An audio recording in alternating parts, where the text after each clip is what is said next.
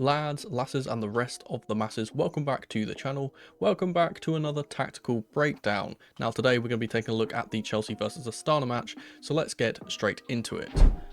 Now, this episode is going to be a little different than usual, as this game was largely decided on player quality rather than a tactical battle.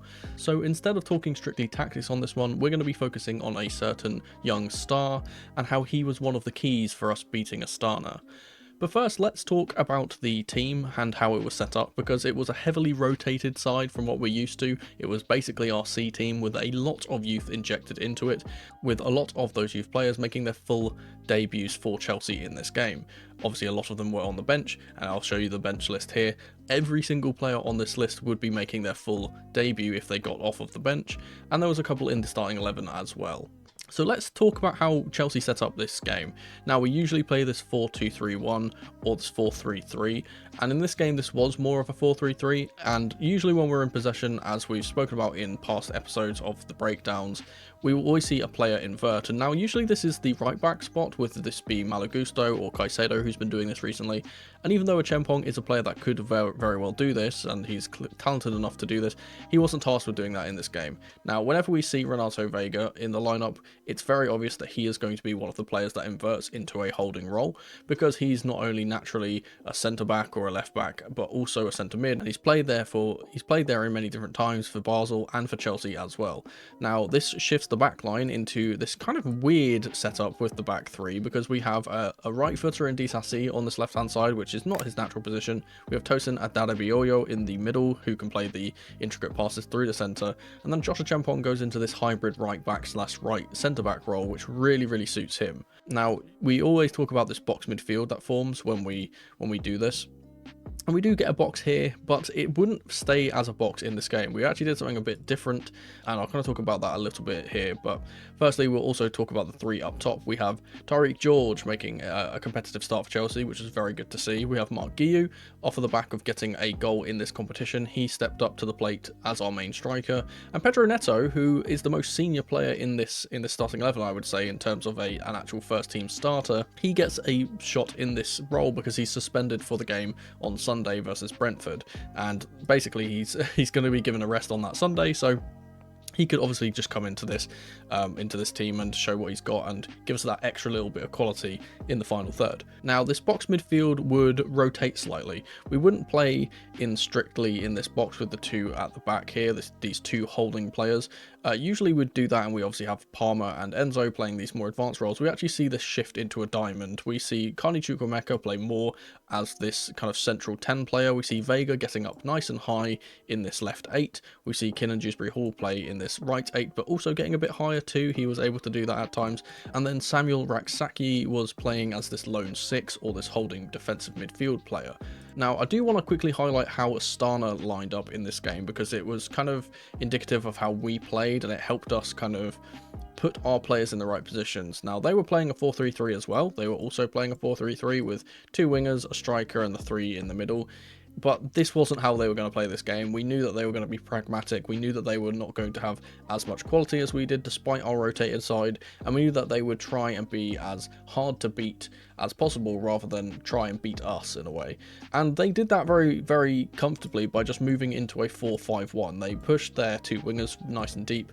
The 3 players in the middle stayed as 3 holding players, and then they left the 1 striker up top here to kind of try and create chaos if he could, hold on to the ball, and then offload it to the wide areas when they did get the ball. Now, they sat very deep. They had basically no press, and they basically had no reason to press us, so we had a lot of the ball in these areas back here in our own third, and when we pushed up to the halfway line, we still had a lot more possession. They didn't, even when we had the ball in these kind of holes, in these little pockets, they didn't really press us either. They didn't really want to take the ball off us. They kind of wanted to defend and hope to break on us if we gave the ball away, which wasn't that often, but we did still try and they did still try and steal the ball off us that way. And with the way that they set up with this deep 5, it kind of influenced how our players played, and it kind of shows why I think Enzo Maresca opted opted to play the diamond version of this for box midfield rather than the square that we usually see. Now, with the square, we obviously see Vega and Rak-Sakyi will be playing as this 2, and we get these 2 players here, and they get a bit crowded out and outnumbered in the middle here with these 4 players, and specifically these 3 holding players kind of marking them.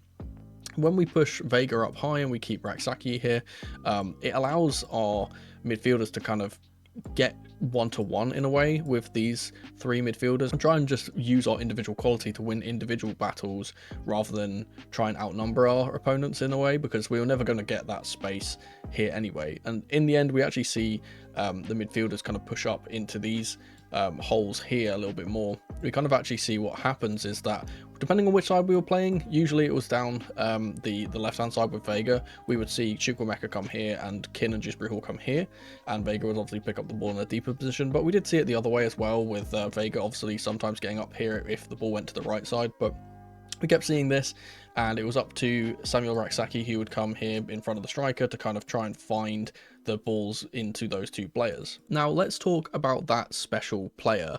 And though you may be expecting this to be Mark Guiu, who got 2 goals, Renato Vega, who also had a very good game, he was the highest rated player in the team and got a goal too, Josh Achempong maybe, he was quite good, and the plucky buzzing attacker of Tyreek George in the team, who was a good attacking threat throughout the game. You would be wrong though. The player that we're going to be focusing on today is this young man at the base of midfield, Samuel Rak-Sakyi. But why do I highlight him specifically? Well, it's partly because most people would gravitate towards the attacking talent and the high profile names, and I do want to give credit to players that kind of go under the radar a little bit.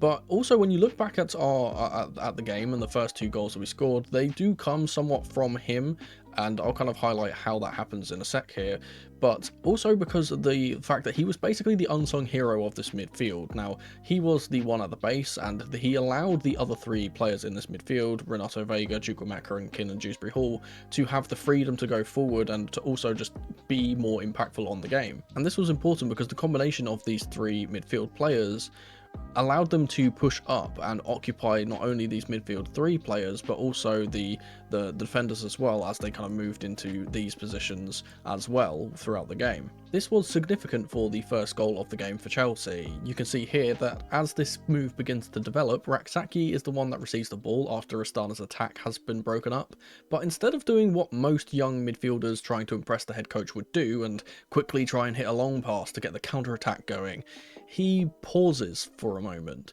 He slows the game back down to Chelsea's slow, methodical pace, allows our players to reset back to their positions, and then ultimately switches the ball to the right flank where the goal ends up coming from. Later on in this move, you can see a great example of what I just mentioned, with the other midfielders being allowed to be more active. As Sam in the centre here is surrounded by players, the midfielder to his left is focused on him, and this allows KDH to pick up a position in space, which in turn forces the fullback to follow him into the centre, giving Guiu this run into the right channel, which Pedro Neto finds excellently with a pass.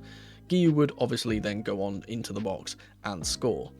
4 minutes later, the exact same thing happens. The ball comes into Rak-Sakyi after Astana has been on an attack, and as players are returning to their positions, he doesn't force a pass through early, he retains possession, lays it off to Tosin, who can then play it forward after Guiu is ready to make a run.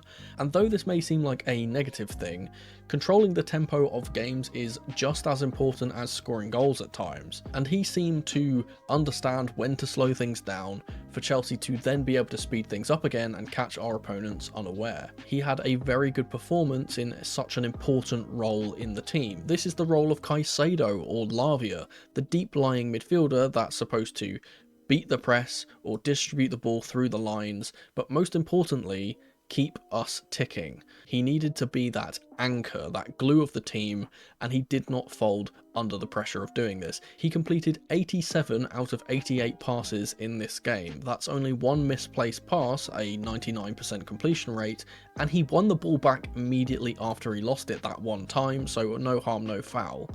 On top of that, he only conceded possession 3 times in the game, which, when you compare that to the other midfielders in the team, who all had double digits in that figure, is mightily impressive. And though his performance wasn't overly flashy, no goals or assists or anything like that, this is the type of thing I personally want to see from our young players. This was simple, professional, measured and collected, from a player making his senior debut for the club in -9-degree weather no less. I felt like other young players in the side, like George and like Carney Chukwuemeka for example, were trying too much, if that makes sense, overcomplicating things and ultimately not doing much of anything, and this Sam Rak-Sakyi performance was the complete opposite. I reckon he's guaranteed himself more game time in the future, and with departures in that department looking likely in the January transfer window, his integration into the first team could be a successful one. For our third goal, it's a simple one to break down. We get a corner on the right side, which KDH puts into the box with an in-swinger, and Renato Vega is practically unmarked, allowing him to head the ball comfortably into the net and give Chelsea a 3-0 lead. Again, more of a difference in the quality of the two sets of players rather than any tactical nuance there. We concede to an admittedly very good strike from Marin Tomasov before the end of the half, and the rest of the game would follow a similar pattern to the first 44 minutes or so.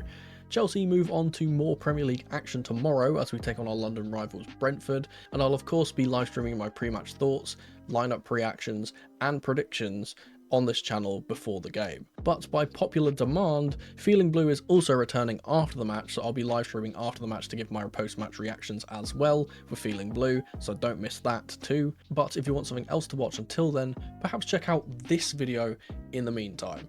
Thank you guys so much for watching as ever, and remember, in the rain or in the dry, keep that blue flag flying high.